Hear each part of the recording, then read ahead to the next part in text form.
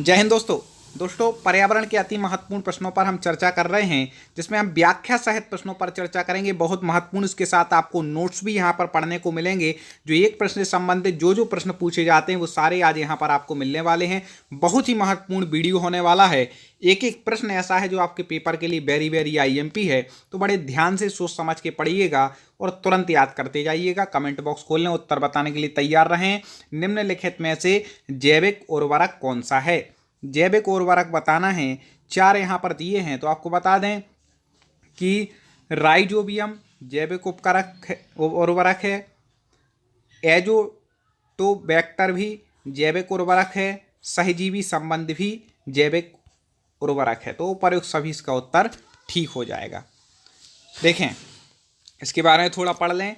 जैविक उर्वरक खेती में प्रयोग किए जाते हैं। जैविक उर्वरक का कहाँ प्रयोग होता है? खेती में। एक किफ़ायती होने के साथ ही कम प्रदूषक हैं।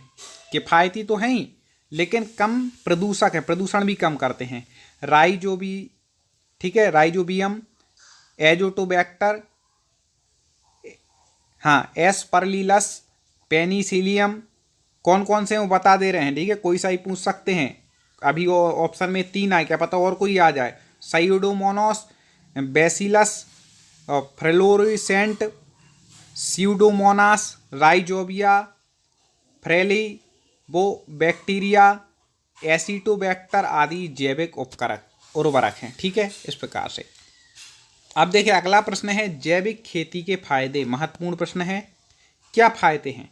जैविक खेती को सरकार भी बढ़ावा दे रही है, इसके क्या फायदे हैं? तो आपको बता दें सबसे मूल कि जैविक खेती जो है ना, आपको बता दें वह बहुत किफ़ायती है, ठीक है ना। यह किफ़ायती होती है।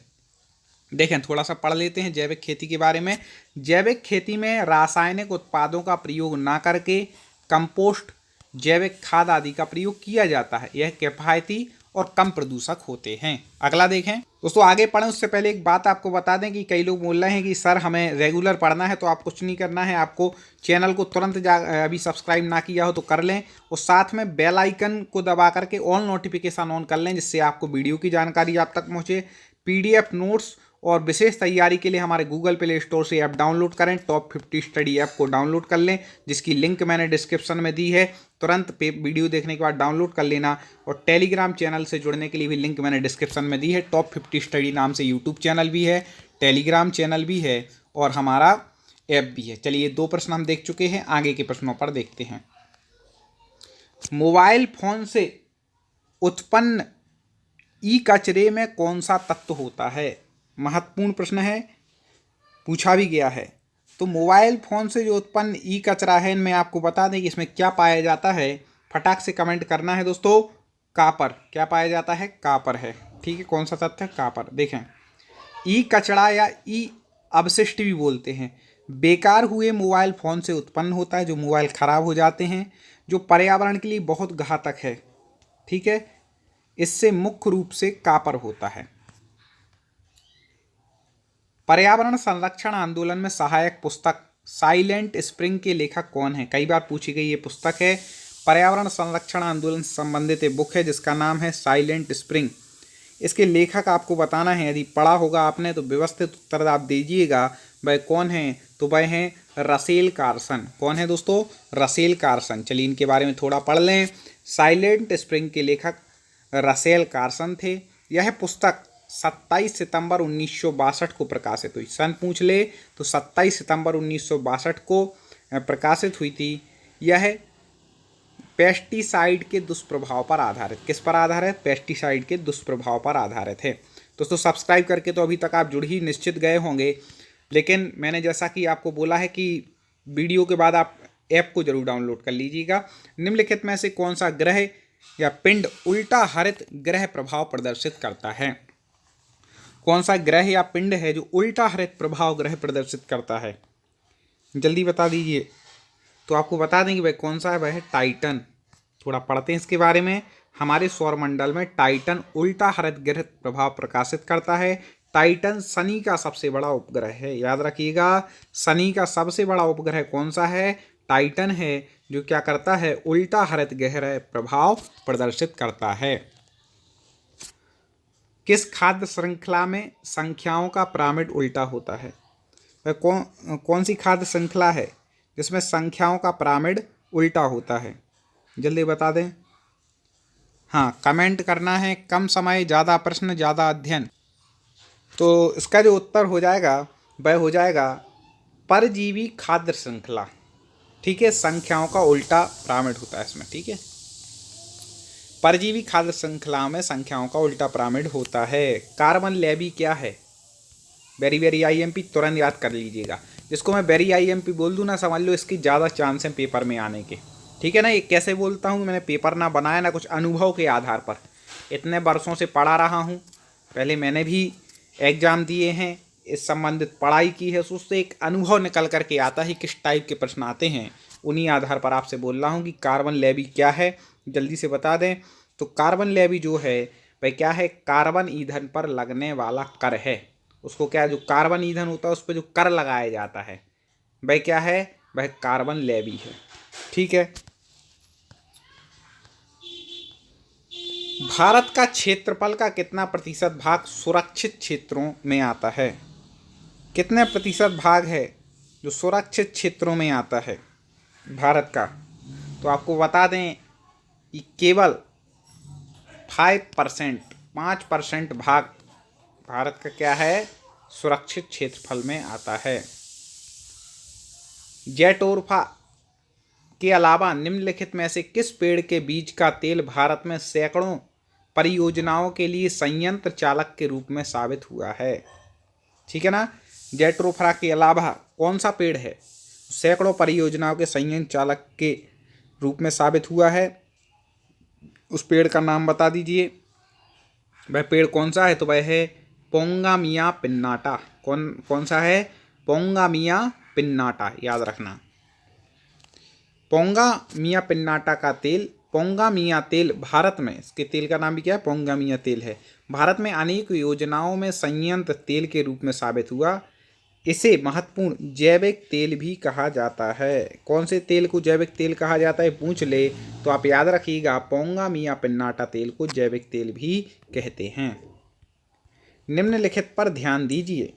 यहाँ पर जो लिखा है उस पर ध्यान दीजिए थोड़ा सा। ठीक है ना। क्या कह रहे हैं कि समुदाय रिजर्व पारिस्थितिकी संवेदनशील क्षेत्र, जीव मंडल रिजर्व, वन्यजीव पर्यावरण संरक्षण से संबद्ध विविध कार्यों में निर्धारित प्रक्रियाओं के अनुसार उपर्युक्त में से कौन सा भारत में तय किया गया?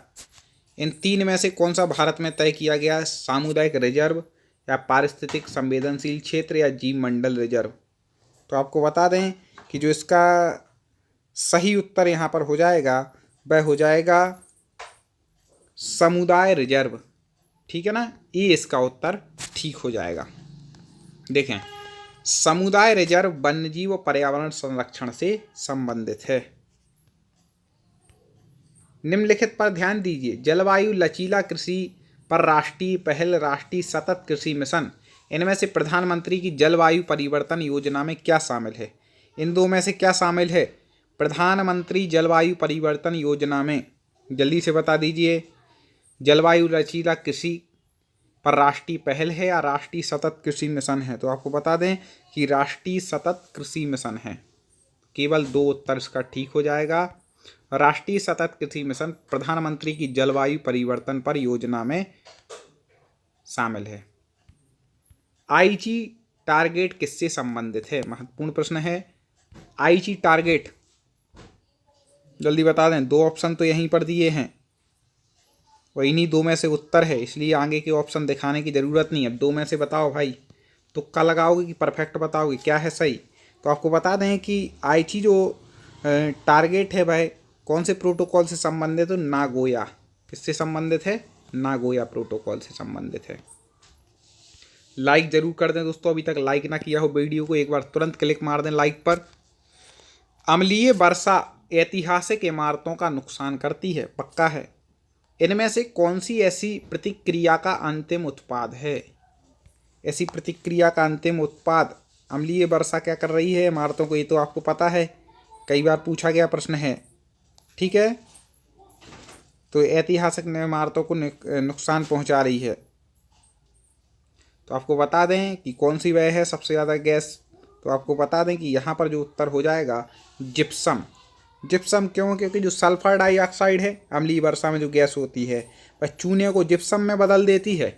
ठीक है ना, चूने को बदल दिया जिप्सम में, तो बस वो क्या हो रही, नुकसानकारक हो रही है। देखें क्या लिखा है, अम्लीय वर्षा में सल्फर डाइऑक्साइड होती है जो चूने को जिप्सम में बदल देती है, जिससे ऐतिहासिक इमारतों का नुकसान होता है।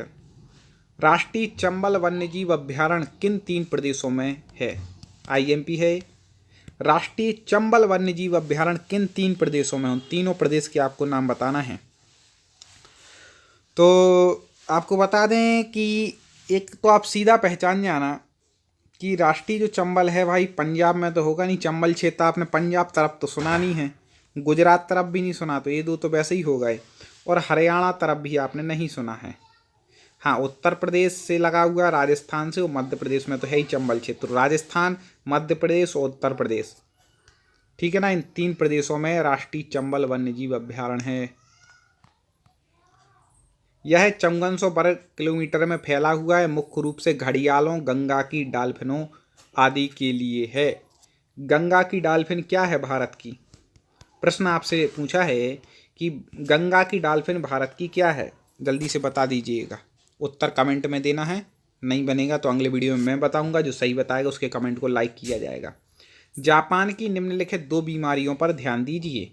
एक है मिनामाता और एक है इताई इताई। इन बीमारी फैलने की 2 वजहें बताइए। मिनामाता और इताई इताई जापान की प्रमुख 2 बीमारियां हैं। मिनामाता और इताई क्रम से बता दें कि किन किन वजहों से फैलती हैं।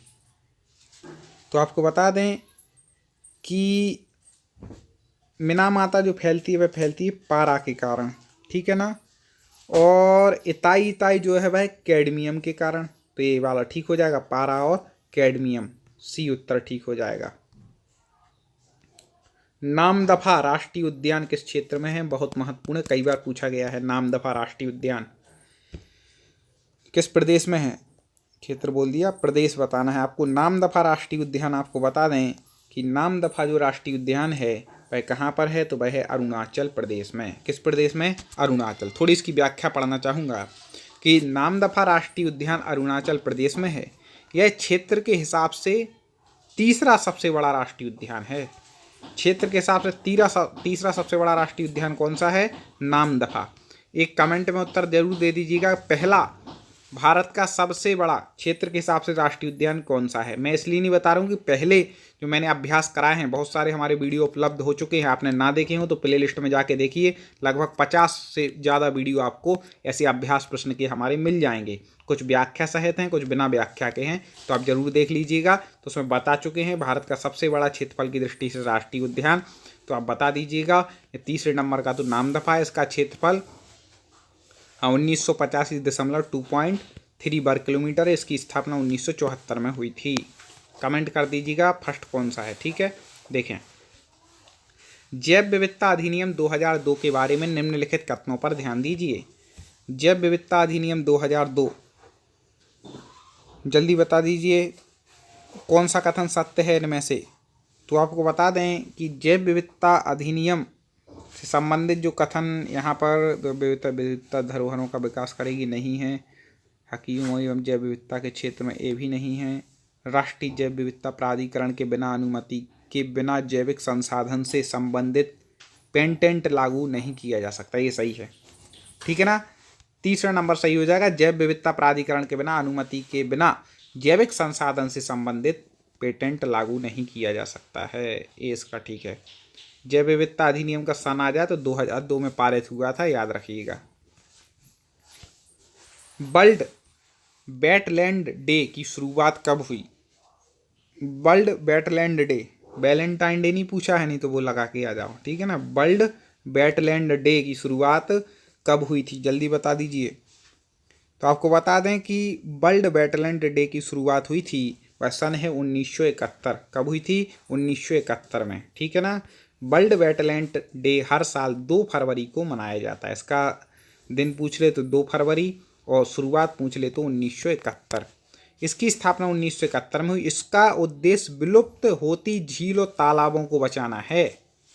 ठीक है ना, ये भी याद रख लेना। वर्ल्ड वेटलैंड डे का उद्देश्य क्या है?